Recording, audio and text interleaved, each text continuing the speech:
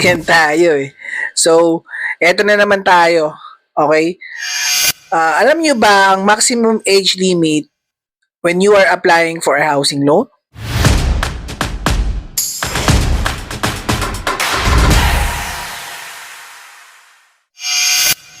Hi guys, I'm Mark Tan, your advocate agent. So, sa video na to, pag-usapan naman natin is gaano ka ba katanda para makapag-avail ka pa ng housing loan? Okay? At kung tatapusin mo tong video na to, sa dulo ng video na to, is mag-share ako ng isang tricky scenario na kahit sino, I think, medyo nako-confuse talaga dito dun sa guidelines na kapag daw, basta hindi daw tatagal ng 70 or yung end term ng loan is hindi lalagpas ng 70 years old. Okay? So, una, kay Pag-ibig financing option, ng age limit is 68 years old. And then, sa mga bangko, majority dito, si BDO, si BPI, at saka si Security Bank, ang age limit nila is 65 years old. So, good news kay RCBC, kahit 70 years old ka na, yes, you can still avail a loan. Okay? Third option is yung sinasabing in-house financing.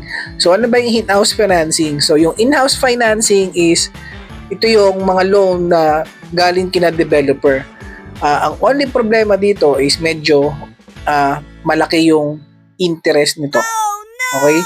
So, question are, so ano ba yung impact ng age sa isang housing loan? Okay?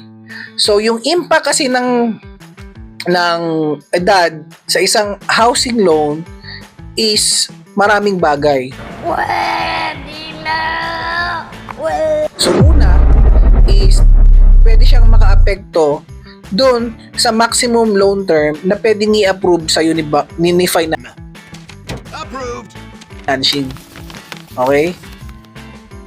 Pangalawa is yung interest pwede rin mas mataas. It depends kapag matagal or kapag naman mabilis is pwedeng mababa. So, interest rate. Pangatlo is yung required na income para masabing ma-approve ka sa loan.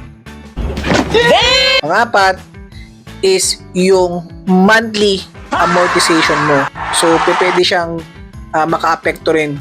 Pwedeng tumaas, pwedeng bumaba. Yan ay nakadepende sa iyong edad. Okay? So, like I promise, since umabot ka sa dulo ng video na to, so may isang tricky question kasi o isang scenario na feeling ko maraming nako-confuse dito. Okay? So, sabi kasi sa guidelines ng mga Pag-ibig or bangko or anumang financial institution, sabi, the age limit is 65. However, pwede ka pang makapag-loan basta hindi sosobra ng 70 years old yung loan term mo or yung maturity date mo, yung pagtapos ng date mo. So, kalimitan naman sa mga bangko kasi ang minimum is 5 years. Okay? So, kay Pag-ibig may 1 year. So, yun. So, paano siya? So, let's say for example, sabi 65 years old. Ngayon, si client mo is 50 years old.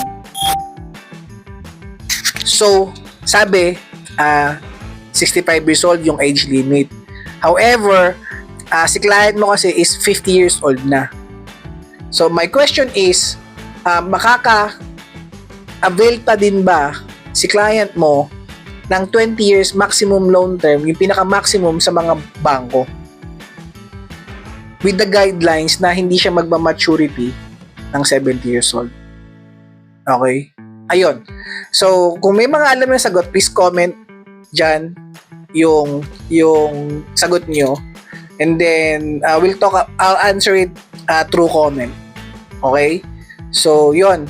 So, hopefully, sana nakatulong tong video na to So, again, kung gusto mo ng mga ganitong video para ma-guide ka or maturuan ka or maging malinaw sa'yo yung mga bagay-bagay in terms of housing loan, so please follow and like and share and then subscribe. Sorry, follow. Facebook pala yun. So, just like and share, subscribe. Okay? Thank you, bye-bye.